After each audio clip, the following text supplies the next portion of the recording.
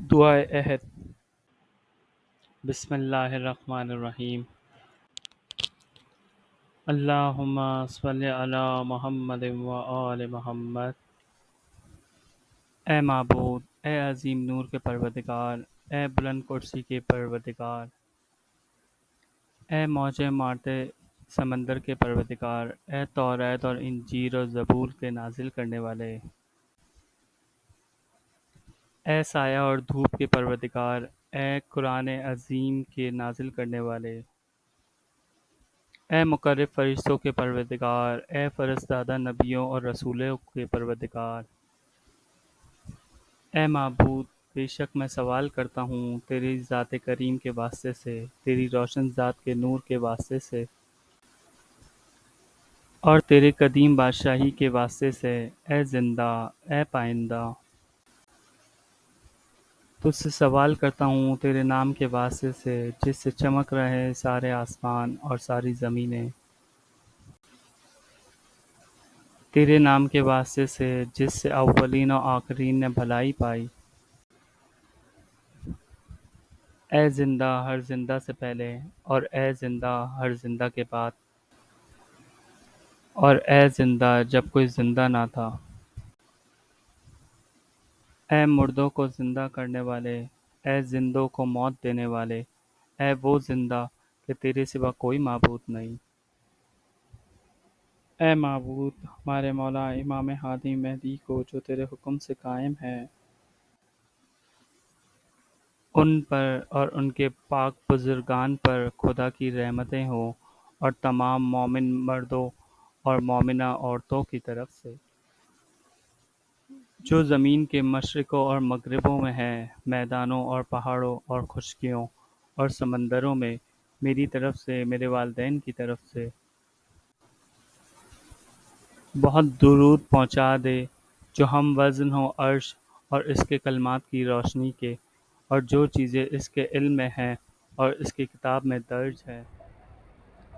اے معبود، میں تازہ کرتا ہوں ان کے لیے آج کے دن کی صبحوں کو، اور جب تک زندہ ہوں باقی ہے یہ پیمان،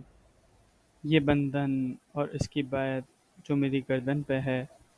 نہ اس سے مکروں گا اور نہ کبھی ترک کروں گا۔ اے معبود، مجھے ان کے مددگاروں، ان کے ساتھیوں اور ان کے دفاع کرنے والوں میں قرار دے، حاجت برآوری کے لیے ان کی طرف بڑھنے والوں، ان کے احکام پر عمل کرنے والوں، ان کی طرف سے دعوت دینے والوں، ان کے ارادے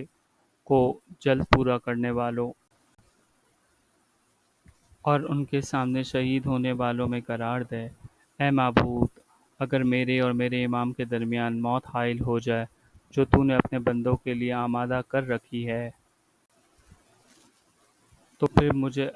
قبر سے اس طرح سے نکالنا کہ کفن میرا لباس ہو، میری تلوار بے نیام ہو، میرا نیزہ بلند ہو، داعی حق کی دعوت پر لبیک کہوں شہر اور گاؤں میں۔ اے معبود، مجھے حضرت کا رخ زیبا، آپ کی درخشاں پیشانی دکھا، ان کے دیدار کو میری آنکھوں کا سرما بنا، ان کی کشائش میں جلدی فرما، ان کے ظہور کو آسان بنا، ان کا راستہ وسیع کر دے، اور مجھ کو ان کی راہ پر چلا، ان کا حکم جاری فرما، ان کی قوت کو بڑھا، اور اے معبود، ان کے ذریعے اپنے شہر آباد کر اور اپنے بندوں کو عزت کی زندگی دے، کیونکہ تو نے فرمایا اور تیرا قول حق ہے کہ ظاہر ہوا فساد خشکی اور سمندر میں، اور یہ نتیجہ ہے لوگوں کے غلط اعمال اور افعال کا۔ بس اے معبود، ظہور کر ہمارے لیے اپنے ولی کو اور اپنے نبی کے دختر کے فرزند کو، جس کا نام تیرے رسول کے نام پر ہے، یہاں تک کہ وہ باطل کا نام و نشان مٹا ڈالیں، حق کو حق کہیں اور اسے قائم کریں۔ اے معبود، قرار دے ان کو اپنے مظلوم بندوں کے لیے جائے پناہ، اور ان کے مددگار جن کا تیرے سوا کوئی مددگار نہیں بنا، ان کو اپنی کتاب کے ان احکام کے زندہ کرنے والے جو بھلا دیے گئے ہیں، ان کو اپنے دین کے خاص احکام اور اپنے نبی کے طریقوں کو راسخ کرنے والے بنا۔ ان پر اور ان کی آل پر خدا کی رحمت ہو۔